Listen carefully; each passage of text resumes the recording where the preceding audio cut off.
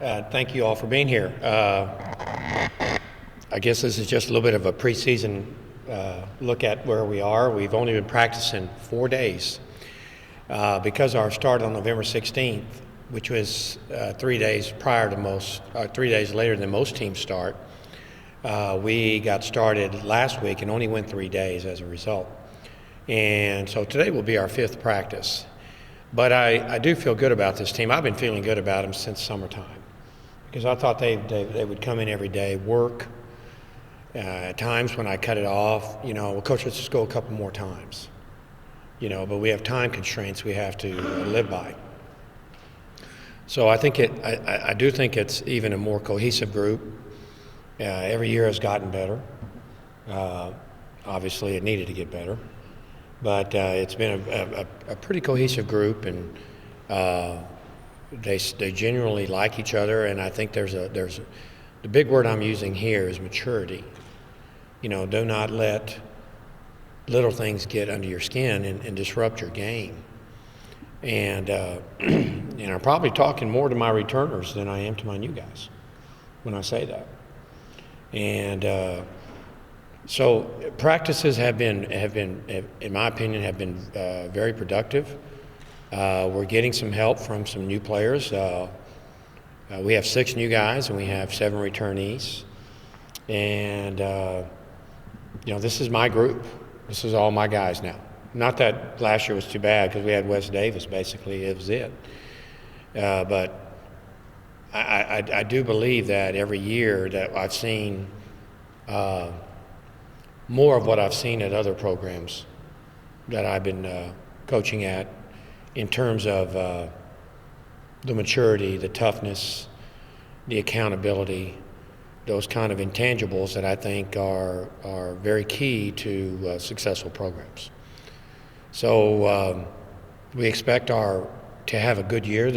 I expect to have the first winning season that Texas State has had now, and I guess this will be 14 years. And I told my players, I expect you to be a top-tier contender in the league.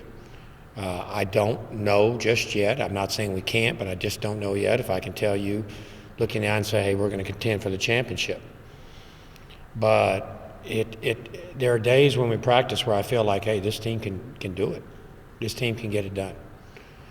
The problem is we got to string a bunch of practices like that together before I make a statement to you like that versus just putting 2 or 3 good days together and then maybe having a bad day. But that's better, upon my arrival here where you had a good day, 2 bad days, a good day, 2 bad days. So, and then last year we were even less so, more efficient, more productive, I think, but we just we're just more consistent in practice now with the work ethic, the focus, the coachability and accountability. So I like the athleticism. I think overall is better with the newcomers we brought in to join the guys we got, and certainly the experience and the understanding of my system is very good. For example, I think O.J. Black, with the possible exception of the outside shot, is further along than any point guard we've had at this point in time. He gets it. There's been a connection between him and I, what I want out of him, and he gets it. And I'm not telling you he's the best point guard in the league yet. I'm just telling you he's so much further along than he was at this time last year. He's using him as an example. I think another player that has really come forward and done some very positive things versus last year, and not that these guys were never bad attitudes, they were just new guys learning the system, is Cameron Naylor. Cameron Naylor has really come a long way and has been very positive in our workouts and in not getting his feelings hurt when he's corrected, things like that. Just growing up, if I can be blunt. So I feel good about this year's team. I feel good that we will have a winning season, and I feel good that we will be in the tournament. And I do feel like we can get in there in that I'm shooting for that top, 3 or 4, 5 teams in the league this year. So I'll take questions now if you have them. How do you feel about the schedule? Coaches, you look at You know, I mean, there's not a Texas on the schedule, but I mean, we've gone from 391s to 2, and we just were looking for a schedule that we had an opportunity to play. I guess the WAC League, Conference USA. I guess Conference USA twice, UTEP, and a Big Ten.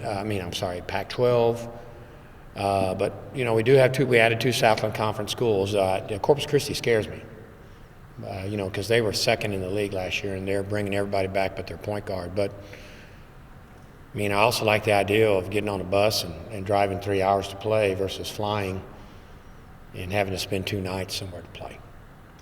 So, I feel good about the schedule. I mean, we sprinkled it up with a lot of Texas schools, and a lot of different leagues are involved in it. Coming back, and then with the money coming back, do you think you have the chance to have a little bit of front court in the Sun Belt this year? We do. If we obviously we can't get hurt, and we there's that maturity, Joe. When you talk about maturity, I'm gonna tell you, I've pounded Imani and Caven on these issues. You two have the talent. If you'll let yourself get coached and understand that you don't have all the answers, that you can improve your game insofar as both individual statistics and helping the team get better. And those have been two young men that I've really preached to quite a bit about, toughening up. And, we give you that example. We're really playing UTSA well, and Imani gets too emotional and gets his second tech, and we go from a 1 or 2 point lead to losing by 12. And little things like that, have to end. And I'm making like I withheld Imani out the next game.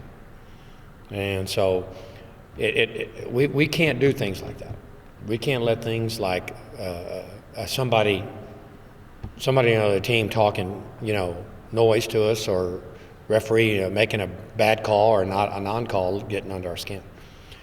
And if those two will do what I ask them to do, I agree with you that I think that they have the ability to make big waves, in the league. And at one point in time, Caven last year when he wasn't shooting well blamed the offense, and that same offense was where he was hitting 6-7 games in a row, or whatever it was, 5-6 games in a row. He was just lightening it up. And I brought him in my office. Okay, what's the difference? What happened? What is it that makes you hit the shots now and miss the shots earlier? And there was a lot of silence in the room at that point in time. So, again, that's why you bring these questions up, and you understand why the word maturity is I'm using that word a lot. Because I do think we have the talent, and when you involve particularly the 3 junior college players we added, I think we'll play right away. And these 3, all the newcomers have been very coachable, very good. They've been very good at coming to work every day and putting in their time, and so I feel like we will get a lot of help from the 6 we recruited. Coach, in terms of a perimeter defender, losing a player like Wes Davis, who fills that role? We're looking at 2 players. That's why big reason why we recruit. It's a great question, and Bobby Conley and Anthony Roberson. They're both very athletic. They're both I think have some. But you're going to hear me use that. Besides maturity, you're going to hear me use the word toughness. And I do hope both of those. Last year we had 1 guy, with the exception of O.J. Black. But O.J. was coming off the bench, So O.J. was Defensive Player of the Year in his league as a freshman. And, so we added Bobby and Anthony, and Anthony's not a great scorer. But we're going to play Caven at the 3 and Anthony at the 3. And like I told Caven, I said, you just can't. He did a great job on, what's the kid's name? R.J. Hunter, particularly at Georgia State. R.J. Hunter saw us I forget where we saw him. Maybe it was a Final Four. And R.J. Hunter said, Coach, I hated playing against you guys more than anybody else on the team in the league. And I've challenged Caven. I said, you just can't get fired up for R.J. Hunter. You got to get fired up for the other guy every game, you know. And every year I have a kid, their defense gets better. They're all, you know, their understanding of the whole concepts, it gets better and better. But hopefully, you know, that gentleman right there, Mr. Gant, will understand he's got to play good defense in the post, or he's going to have to come out. You know, I can't just make it about your scoring, Monty. We love you as a scorer. You know, you're very pretty as an offensive player. You need more makeup as a defensive player. And they know that. He'll smile at you because he's heard it all the time. So these young men, I think Imani has the ability to go play overseas. I really do. But like I'm telling him, you know, we got to make this about our team, but in the background, we're also making it about you being successful in the next level too.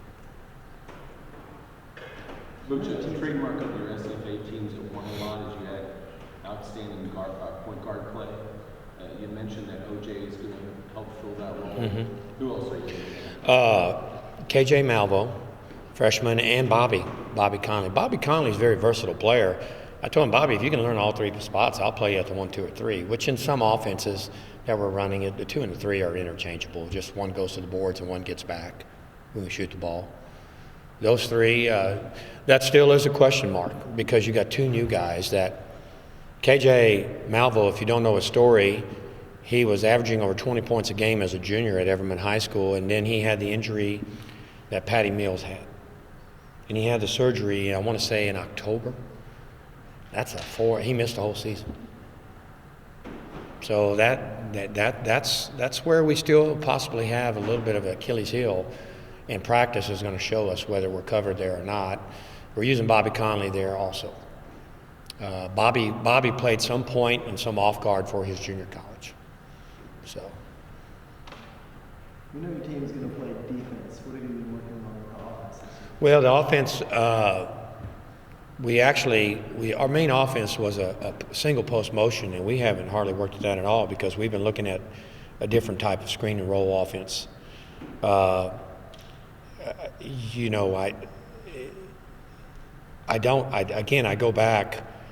Even this weekend, I was in a junior college jamboree, and I sat next to, what's the assistant for Duke so long is at Marquette now, Wojciechowski. He and I sat together, and I said, tell me something. I said, Coach Krzyzewski is no longer running motion. Why? And he goes, well, Coach, it takes a while to teach that, and he's got so many one and dones.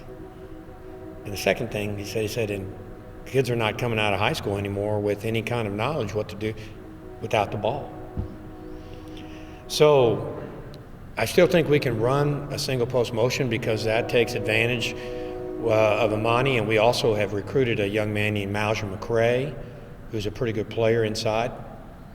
And I think both Imani and Malcolm could be successful in there offensively speaking. But we really haven't gotten to that yet. That's not to say I'm going to abandon it, but I'm looking at these other 2 offenses that are more involved screen and roll, screen and pop, and that are easier to pick up, to learn. It doesn't take as much time to learn them. Okay? Also, in this screen and pop, you can play, say, 2 centers together, or you can play 2 fours together, 2 power forwards together. And that's something that appeals to me, especially since we did pick up Malcolm, and Malcolm's probably plays it's more center than he is power forward. So it gives me an opportunity to play, you know, Imani and Malcolm together, if you understand what I'm saying. Whereas if I run a single post motion, I'm not as comfortable maybe with Imani or Malcolm being out on the perimeter as I am with us feeding them in the post. So looking at our personnel and making some adjustments. So. Can you tell us about Austin Evans? How is he? Well, Austin has some arthritis in I believe it's his left knee. But he's working hard, you know, but he's still, You know, he's a work in progress, to be honest with you. You know, he's working at it. Is he better than last year at this time? Definitely. You know, is he advanced to the point where I feel like he can get significant minutes? I can't say that right now. But again, we're going into practice number 5 today.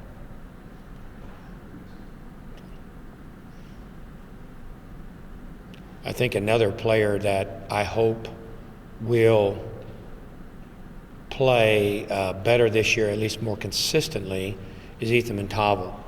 You know, last year we had some shooting slumps, and I'm hopefully Ethan is going to be very confident, or much more confident, where he can,